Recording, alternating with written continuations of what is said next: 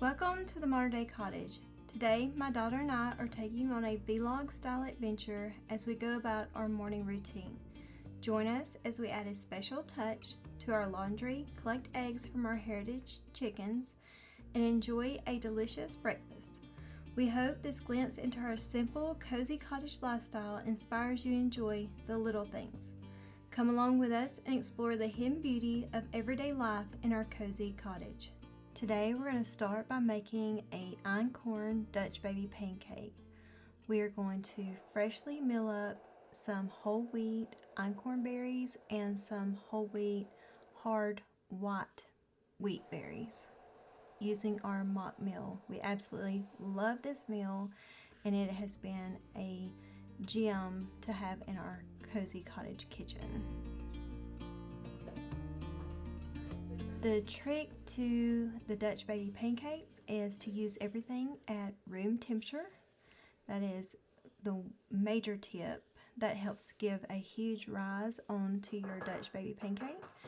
And also, it doesn't matter exactly what kind of flour you use. You could use all-purpose, you could use whole wheat. Just long as it's a good quality flour, then you'll be fine. But again, use room temperature eggs, room temperature butter, and room temperature milk, and use a blender. You can hand mix this, but you're going to have lumps in it. To get all the lumps and to get a smooth finish on your Dutch baby pancake, you're going to need a blender. We're using just our single serve Hamilton Beach blender. This blender is a nice blender to have in your kitchen. We use it for multiple things in our kitchen.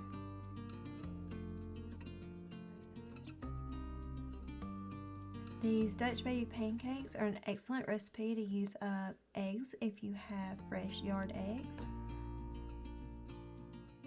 If you like our video, please give us a thumbs up and don't forget to subscribe and hit that notification bell to be notified of our weekly vlog and shorts. That way you'll always be notified of our newly released Cozy Cottage content. Thank you for watching. You want to preheat the oven and you'll want to put your cast iron pan into the oven when you preheat it. We actually have two separate pans for our savory and our sweet dishes. We have found that that's a good thing to have because you don't want your cinnamon rolls to taste like last night's fajitas or your Dutch baby pancake to taste like last night's fajitas. You want the butter hot and melted before you pour in your Dutch baby pancake batter. If you have never heard of Einkorn before, it's a good ancient grain that has not been compromised by GMO factors or anything like that, and it has a lot more nutrients than the regular wheat. Wheat has good nutrients in it too, but Einkorn is like one of the best, but it doesn't have a lot of gluten in it. Alright, so now we're going to make our DIY deodorant. We use baking powder, magnesium, diatomaceous earth, and coconut oil, and lavender and lemongrass essential oils. It is so simple to make and so easy to make, but you can omit the baking soda in your DIY deodorant, but I find it just neutralizes the odor and also helps you detox as well. So you'll go through a little detoxing phase, especially if you've been using anything with byproducts like aluminum in your deodorant, which is really, really bad for your health. You can Google that. There's tons of research on, not using deodorant with aluminum in it. So we use this. I have been using my homemade DIY deodorant recipe, for probably 15 years now. It is a treasure that I keep in my bathroom at all times, and it lasts for a long time, and it's very good for for a natural deodorant and keeps you smelling nice all day long.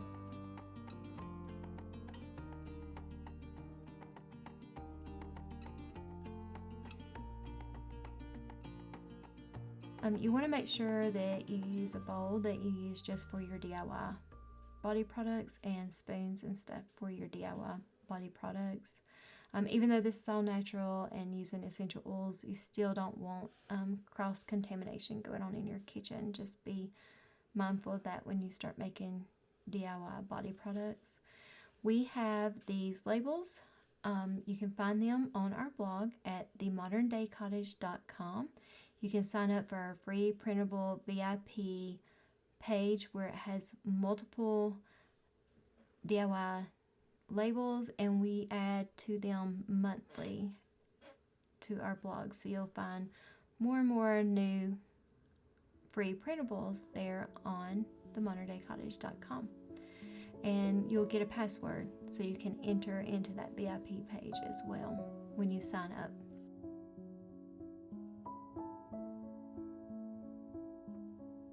We will also have a link to our Amazon shop where we have the printable supplies as well that you can order and print them out.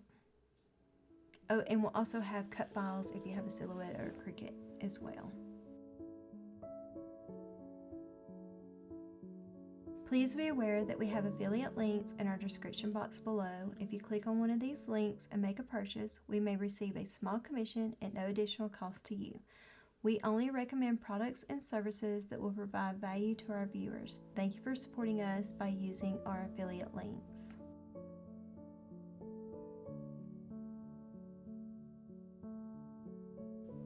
You can find the recipes to all of the recipes in this video and the tutorials at themoderndaycottage.com.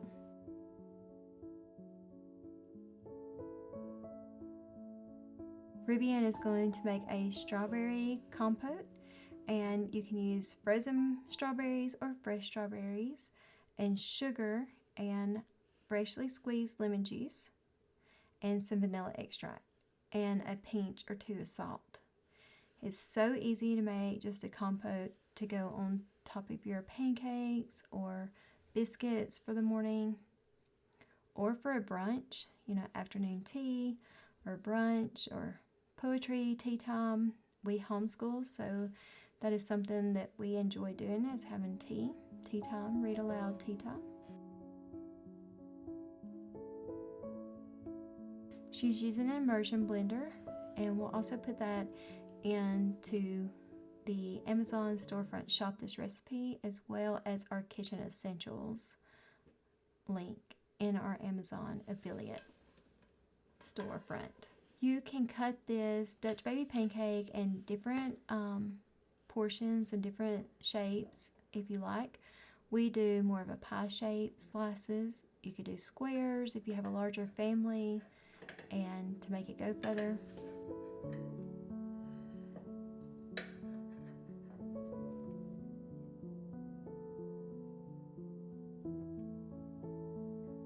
So I'm just drizzling on the homemade strawberry compote, and then I'll use some powdered sugar as well. Top it off with some powdered sugar. You'll want to serve this warm, and you could add a dollop of whipped cream if you wanted to on the top, or some homemade vanilla ice cream. That would be delicious. This is so good. It's such a treat for breakfast or afternoon snack, or even a dessert for dinner. It would make an excellent Valentine's idea as well. Valentine's recipe. We have pasture-raised heritage chickens that we have here at our cottage. We have 33 hens and 5 roosters. We're going to try to start a breeding program to make beautiful rainbow layered colored eggs that I have got my eye on. So we plan to do that later in the following years.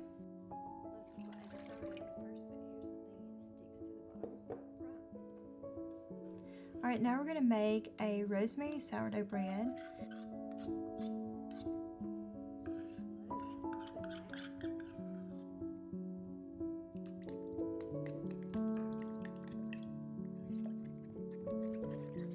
This bread is so savory and so delicious with melted Parmesan cheese, some butter, sprinkle of garlic powder. It makes a wonderful side for soups and stews or just by itself.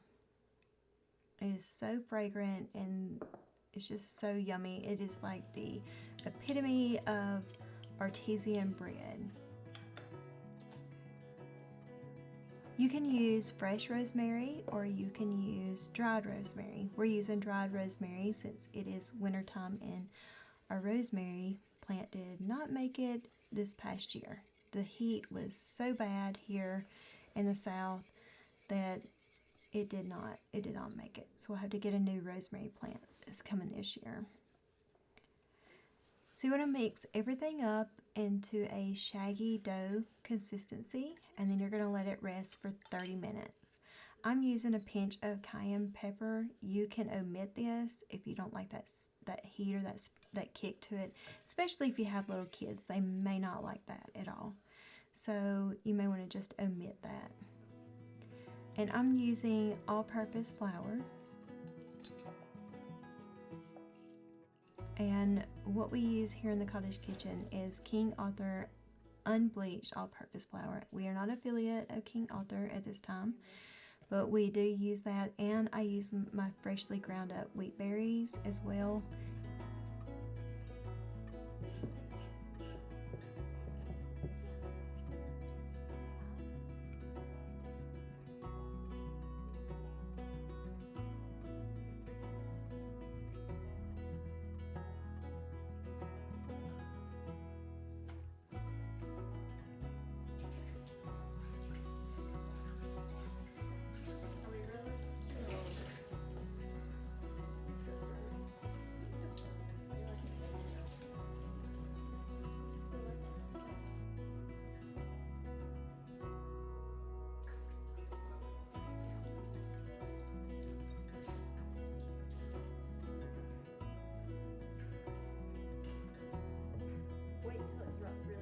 Right now you're going to do a series of 4 stretching folds 45 minutes apart. This is essential in building the wheat gluten structure into your sourdough bread. And I use a clean shower cap to cover the bowl.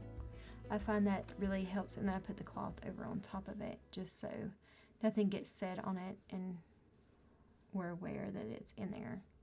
So this is our second stretching fold, and you can see the gluten is really building up in the bread. It's getting more tight, more elastic looking, more smooth.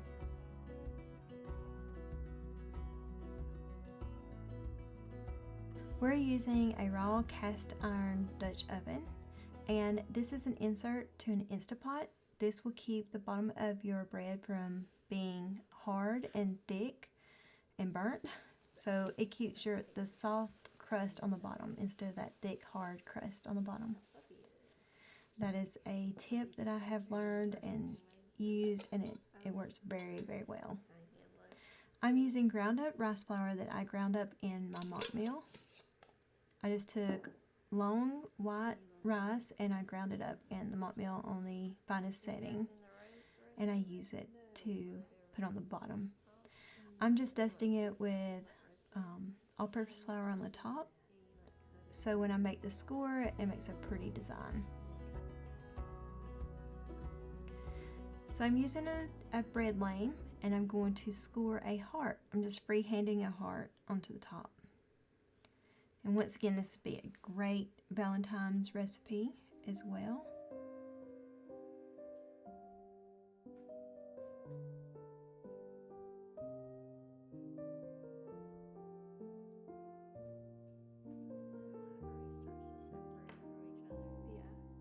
So we've decided not to do like another score on the side.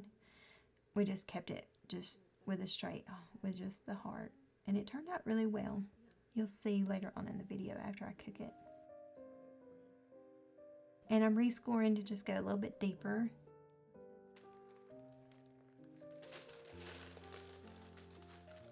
So you're going to insert it onto the top of that Instapot rack in the bottom of your Dutch oven. Place 2 ice cubes on these sides. This will create steam into the Dutch oven itself and help that rise. So you're going to cover it and you're going to cook it at 430. I think it's 435. I think it's 435. You're going to cook it for 45 minutes, but you're going to cook it for 15 minutes, then take it out and rescore and then put it back in and cook it for another 15 minutes, then take it out and take the lid off and cook it for the last 15 minutes, a total of 45 minutes. All right, so we're taking the lint off of, this has been a year since I bought these dryer balls, and they've just built up lint and lint and lint on them, and I was thinking, well, I could probably try this new sweater lint remover and clean off all of the lint built up on the dryer balls, and it worked really well. And then I just put it on our lint bag, and we make fire starters with the lint that's built up from our dryer.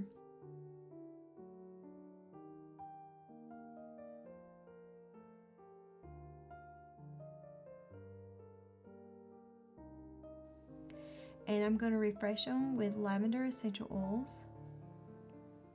It makes your laundry smell so divine, and you save a ton of money on dryer sheets and fabric softener.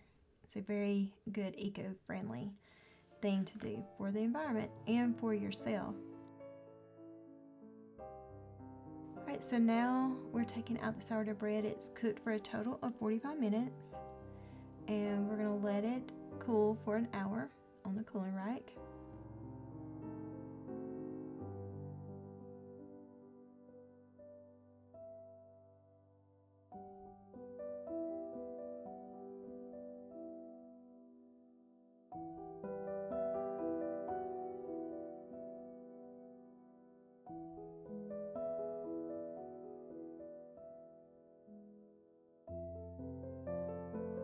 We did a cold proof in the refrigerator overnight with this rosemary bread after we let it sit and bulk for 6 hours on the countertop. And then we shaped and scored and put it in the oven the next day. It smells so good. It's not going to last long in your kitchen, I promise you.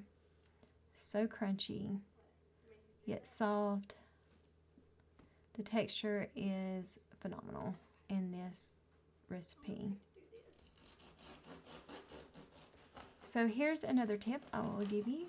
Cut it in half and then place the cut side down on the cutting board to slice it, so that way you don't crush your sourdough. And you can tell on the bottom is not burnt and not overdone using that Instapot rack in the bottom of your Dutch oven.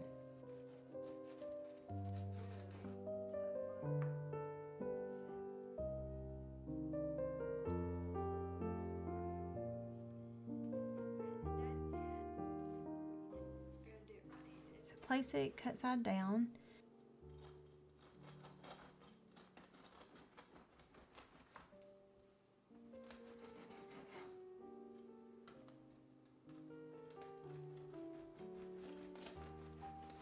And it makes cutting it so much easier, so you don't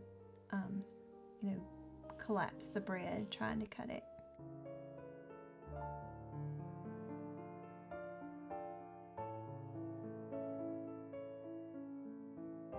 You can go ahead and slice this up and then freeze it for individual serving and just toast it, but it doesn't last that long here in our cottage kitchen to freeze it. Sometimes I will bake up a few loaves so that way I can have some in the freezer, especially if we're filming and editing our YouTube videos, so we can have our sourdough bread readily available. So freezing it is a great option. Put it in the refrigerator as well, but I find just putting it into we just put it in a bag and put it on the counter.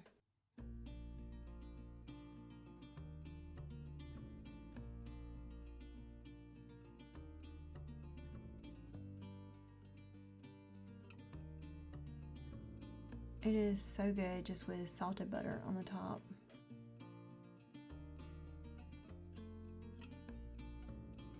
Sourdough is a delightful thing to make and to watch. It's so calming and therapeutic.